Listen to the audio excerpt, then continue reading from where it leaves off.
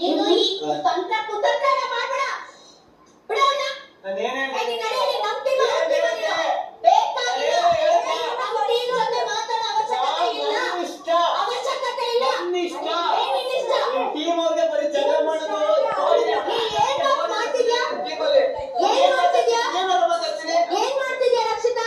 ಇದು ನಮ್ಮ ಪರ್ಸನಲ್ ಬೇಡ ಕೇಳು. ಇದು ಹೋಗು ಈಗ ರಿಂಗ್ ಆಗಿದೆ.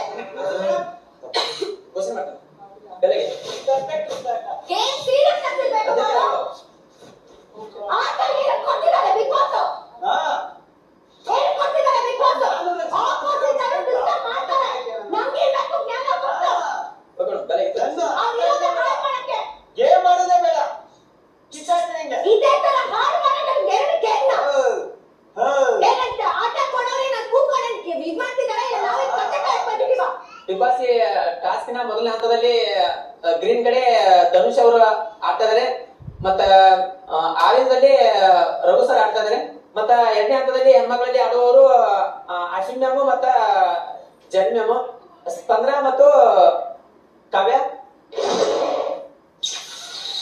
ರಾತ್ರಿ 8